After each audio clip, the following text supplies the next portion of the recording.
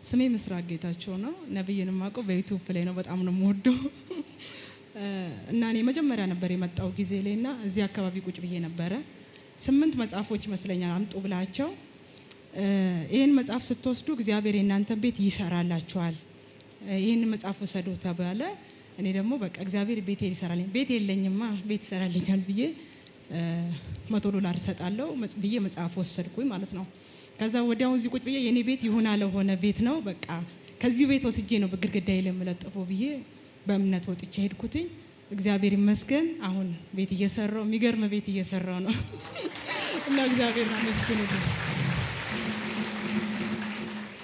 ዩቲዩብ ላይ ሁሌ ጧት የሚለቀቃልና እከታተላለሁ በጣም 7 አመት ከሀገር ውጭ ነበርኩና ፕሮሰስ ሁሉ ጨርሼ በቃ አዲስ አመት እገባለሁ ብዬ ቁጭ ብዬ በህልሜ ማታ ላይ ማለት ነው እኔ ቢሮክን አላውቀውም እዚህ መጥቼም አላውቅምና ቢሮክ ተቀምጠክ ያንተ ረዳት አለ ያን የምታግዝክ በስራ አላውቃትም ልጅቷ ማለት ነው። እኔ ነብይ ሄኖክ እንዲያገለግለኝ እፈልጋለሁ ስላት አሁን ጊዜሽ አይደለም እሱ በፕሮግራም ነው የሚገኘው ትልና መቼ ነው ስላት ህዳር መጨረሻ ላይ ግን ታህሳስ 4 እዚህ እንድትገኝ ያለችኝ። ከዛ ወይኔ ብዬ ቁጭ አልኩት። ለምን ያገለግለኝ አይኔ ክርትት ይላል በቃ ስትሄድ ስትመጣ ክርትት ይላል። ከዛ ቁጭ ብዬ ነበር የምግብ የተዘጋጀ ስፍራ አለ አይደለ እሱ ላይ ቁጭ ብያለሁ። ሌሎች ሰዎች አላውቃቸው ግን የሚገርም ስጋ ያወጣክ እኔ ላይ ጫን ስታረገው አይኔ አሁንም ክርትት ይላል። ከምግቡ ይልቅ አንተ ነበር አይኔ የሚከተለውና መቼ በመጣ ጥሩ ነው ህዳር መጨረሻ ላይ መጣሁት። ታህሳስ 4 ላይ እዚህ ቤተክርስቲያን ረገጥኩት ማለት ነው።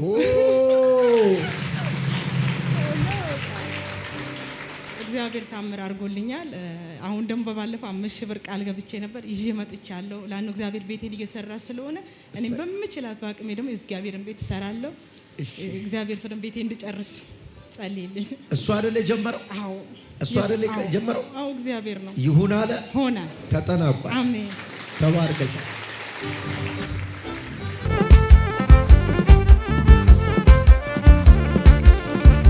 ጌታ ኢየሱስ ስሙ ይባረክ። ነብይ በጣም እወድሃለሁ። ተባረክልኝ። በእውነት ልጆች ይብዙልህ፣ ስፋ ምድሪቱን ወረስ። በጣም እወድሃለሁ። ተባረክልኝ ነው። ቀን ስራ ነው አብዛኛውን ጊዜ የምሰራው። ነብይ ከይቀደም መጥቼ ብዙ ጊዜ እዛ አገልግለኛል፣ ጸልየልኛል እንትን ላይምና እንዳጋጣሚ ሆኖ ብዙ ጊዜ ቀን ስራ ነው የምሰራውና የተባራሪ ስራዎች ነው የምሰራውና እንዳጋጣሚ ሆኖ ምንም ነገር ባላወቅኩት ነገር ላይ ይሄ ወገቤ እዚህ ላይ ያለው ወገቤ ላይ የሆነ ሶሪክ ወደኩ። እንደዚህ ደረጃ አካባቢ ላይ ነው ወደኩትና በጣም ተሰማኝ። ሲሰማኝ ምንድነው እዛ አካባቢ እንደዚህ ነው የሆነብኝ። ይሄ አጥንቶቼ እዛ አካባቢ ላይ አማኑኤል ሆስፒታል አልኩኝና ስታይ በቃ የጉዳትና የመውደቅ ስለሆነ አንተ እረፍት አድርጋሉኝ። ቤት ውስጥ ያለ ነው እኔ ያለሁት አሁን ካራ ገቢስ አካባቢ ጂፍ7 አካባቢ ላይ የሚባል ነው ያለሁት። ከዛ እዚህ ድረስ ብዙ ጊዜ እመጣለሁ። በእግሬ ነው የምመጣው። በእግሬ እመጣለሁ። አርብና እሁድ እየተገለገልኩ እሄዳለሁ። በእግሬ እሄዳለሁ። በእግሬ እመጣለሁ። ደስ ብሎ እዚህ ስመጣ ደስ ብሎኝ ነው የምሄደው። ውስጤ በቃ ተስፋ የቆረጠበት ነገር እዚህ ስመጣ ረስርሽ እሄዳለሁ።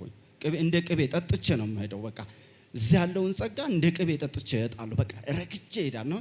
ከገባው በኋላ ያን ቃል እንከፋፈላለን። ቀን ስራ ነው የምንሰራው። የምንኖርበት ቦታ ካራ ገቢሳ ላይ ሰው ቤት ነው ተጠግተን ያለ ነው እና ጌታው ያልኩኝ ፋሲካ ነው መጪው ፋሲካ ነው። ለልጆቹ ብዙ ነገር ያስፈልጋቸዋል። ጌታ ሆይ ምንድነው ይሄን ነገር እያልኩኝ በጣም እያለቀስኩኝ ተስፋ ቆርጬ በእውነት ተስፋ በቆረኩበት የወገብን ምኝታ ታውቁታላችሁ።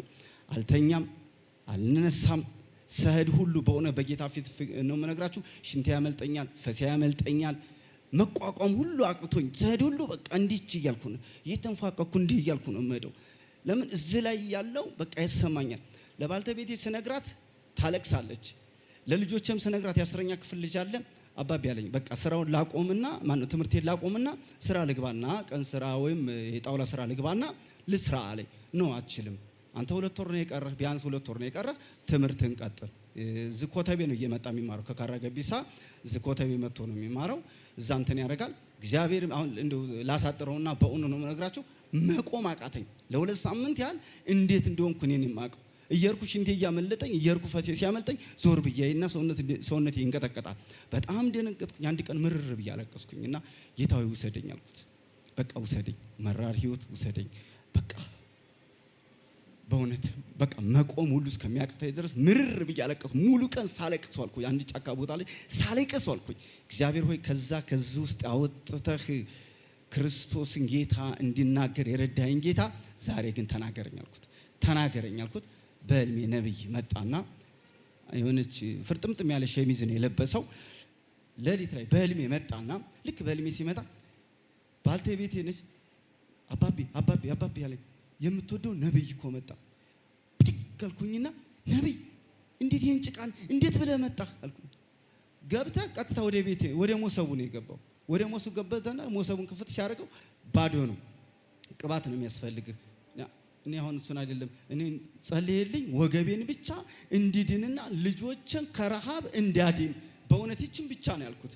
ከዛ በ18 እዚህ ላይ ነው በ18 እንደምንም ብዬ ተንፏቅቄ እያለቀስኩኝ እንዴቱኝ እንደመጣሁ እዚህ በ18 ላይ እዚህ ላይ 18 ቀን እዚህ ቁጭ አልኩኝ።